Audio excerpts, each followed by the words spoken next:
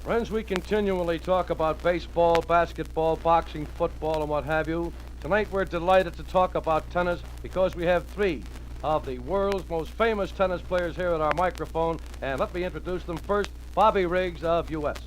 Hi, Tom. Swell to see you again, and hope that we have a lot of fun here like we always do. And from way down under, one of the whiz kids from Australia, Frank Sedgman. Hello, Thomas.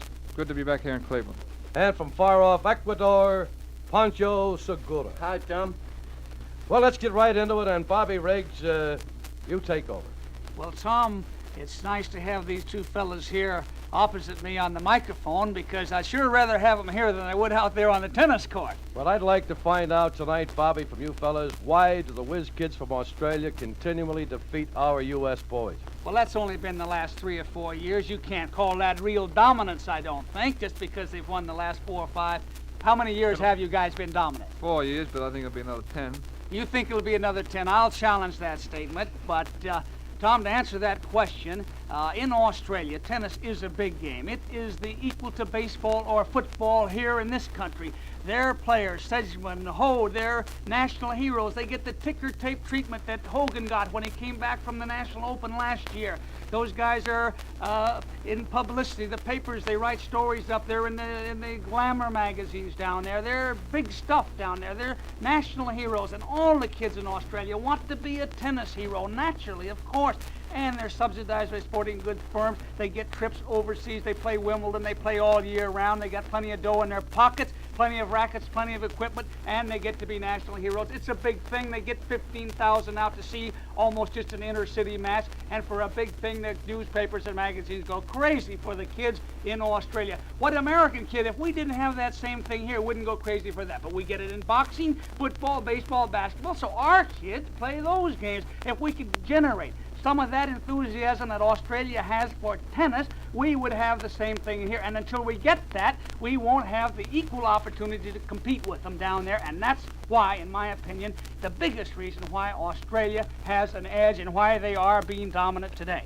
Pancho Segura, what are you laughing about? Well, I just after listening to the master of the conversation, Bobby Riggs, I have to agree with him fully, but he overlooked one point. They are so crazy about tennis. Tennis is so popular in Australia, and they think so much of the tennis player that take you our Frank Sedgman. In fact, that he's about to be knighted. You see, from now on, or from in the future on, he might be known as Sir Frank.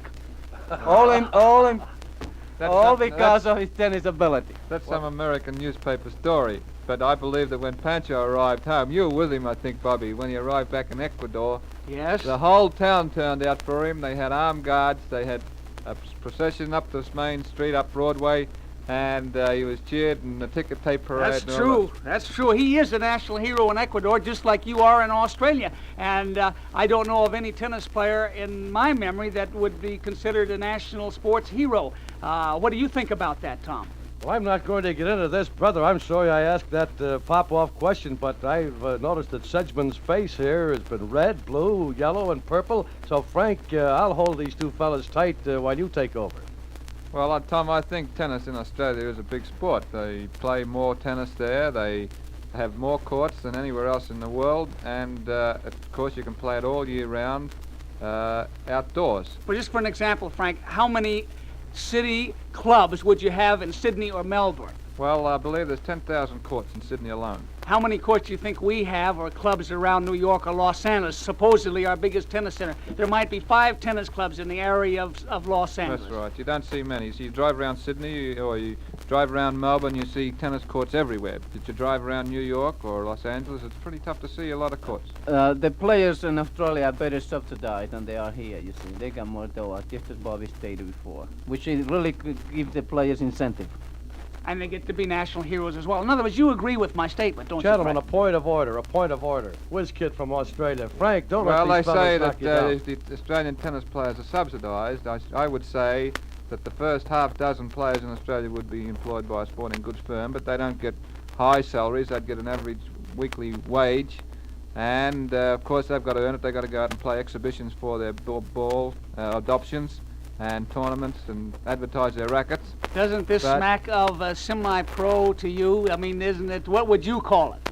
Well, I think that it's a good idea because where else could you earn a living if you're playing tennis all the time? Who else would pay you? In other words, any tennis in Australia is amateur tennis. Do you have a professional tennis Well, association of we Australia? don't get paid under the table. When you're an amateur player, you don't get paid under the table like the big stars here in America do. And Point of order, gentlemen. Point of order. Let's face it, gentlemen. The tennis game is no longer an amateur game. It's pro and has been semi-pro for years, and it should be open. That will be the solution to the whole problem. You agree with that, Frank Sedgman? well, it would make the standard of tennis better. It would lift up the game, and it would make it a clean sport. At the moment now, there's some players here in America who are going around the country. They're making tax-free money. They're making perhaps more money than what some of the pros are making. You're referring to some of our leading top amateurs, That's I take right. it. Now tell me this.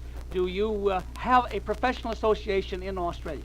No, we don't. There's a lot of coaching done there, a lot of teaching But they done don't there. have an organization. No. They don't have tournaments, exhibitions, or No. anything else. So any tennis on a first class or large scale is the amateur body. That's right. They control tennis in Australia. Pancho Segura, you come on in here from Ecuador.